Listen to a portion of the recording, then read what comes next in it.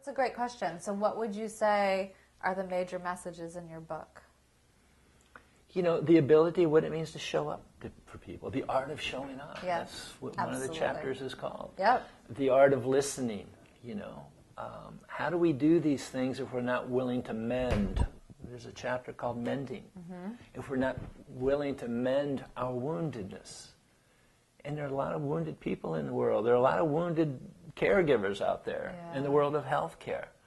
And again, if we're willing to do that work, if we're willing to do the self-inquiry to heal, okay, then we can truly show up for people the way that we want to show up for people. But maybe that we're not aware, because some people think, I'm doing great.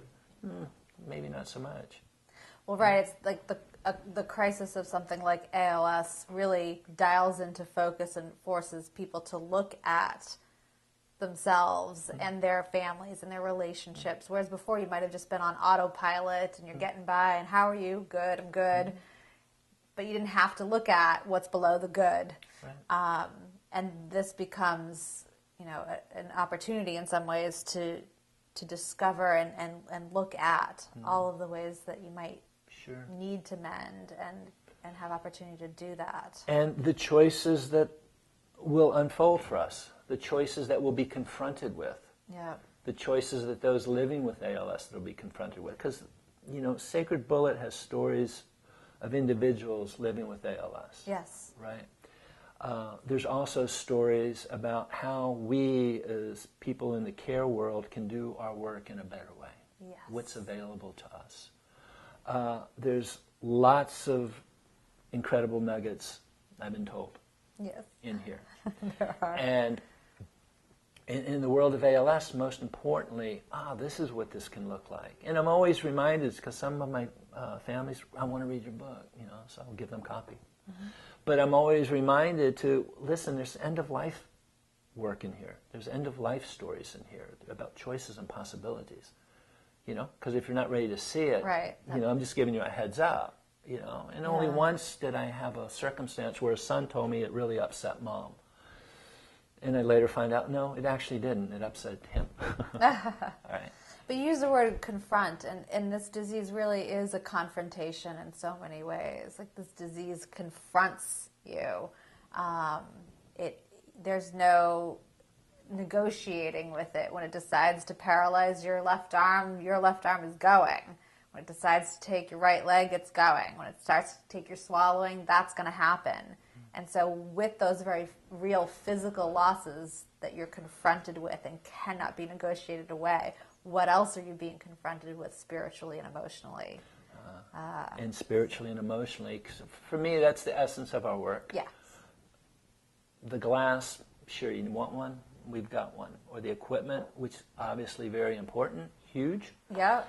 And because that enables people to then have a quality of life where they can dance with the emotional and the spiritual. Absolutely. Yeah. So, but for many, the emotional piece can be really hard. Yeah. And the spiritual piece, I mean, spirituality is different for everyone, you know, and what their definition of spirituality. Yeah. But again, when we're able to sit and listen and hold space for people and not get in the way of what needs to happen, oftentimes spirituality just manifests itself. It's just, whoa, what is this? Something different is happening. You don't have to define it, and yet things just unfold. Yeah. And, you know, I don't know. And it's important not to know. So confront, you know, ALS, we're confronting it. So to me, ALS is the ultimate of the uninvited guest that arrives at our door. Absolutely. And we speak to that in here. So. Yeah, it's a phenomenal resource and just a beautifully told human story. And I was hesitant, actually, to put ALS on the book, because when I wrote this, I'm going back 4 or 5 years. When I started working on it, 5 years. Did I want it? Because to me, it's relevant, not just for ALS. It doesn't have to be this limited is to ALS. ALS put right. Your stories are about folks with ALS, and yet what you learn in here, like we were talking about before, can be applicable to anyone confronted with any illness. Any illness. And quite frankly, I often hear there's nothing worse than ALS. And my response to that is, okay, I hear you, but I don't know that to be true. because Yeah, I hate, it's like it's not a competition. No. Nobody wins the gold medal for having the worst disease. I will say that in my experience, having written about Alzheimer's, Huntington's, traumatic brain injury, autism, which is different, and now this, for me, the speed of this one made it more difficult than the others. The others, there seems to be more time to come to terms with everything. This one is, you better get your ducks in a row fast if you want to have, if you want to have a choice in the meaning that is left for you. You got to wrap your heart and soul and mind around that quickly, because this disease is running to the finish line in some cases. And I hear that and I agree, but I also know sometimes. Because sometimes it can indeed be slow. Right. But you don't get to know. You don't get to You don't get to say, well, I'd like on the menu of ALS, can I have the slow moving, please? And oftentimes you don't know until you know. Right. And oftentimes I walk into a home and I'm aware that they have, what's the gene, a faster progression. Superoxide dismutase, SOD. It could be a familia and have that familia gene that can, it's like the gene Kevin had. Yes. Okay? Yeah. And yet, I'm not going to say, oh, this is going to be really fast. No. You know? And yet, people have an awareness of that. And an expectation. And an expectation. So, through stories and sharing, when people want to navigate that terrain, it's, or I'm hearing the story, well, the doctor said I have 2 to 3 years, or I have 16 months. And I went, I don't know. Yeah. I don't know that to be true. I can introduce you to, because I share my friend Mariah Gladys, who Gestalt therapist. I think I introduced you to her. She wrote revered in the world of... Oh, what did she write?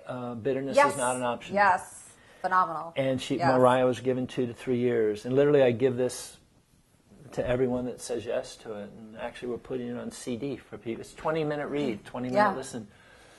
And she was given her 2 to 3 years, and she went home, locked herself in a room, became her own client, wailed away, and said, I'm going to live my life. And that was 38 years ago, right? Still has ALS, still, you know, it's hard, but she's got a loving family and does beautiful work. She still works, she still teaches. Those are things for me that give people hope that this might be possible. Mm-hmm. But it's just, wow, because it can look so different.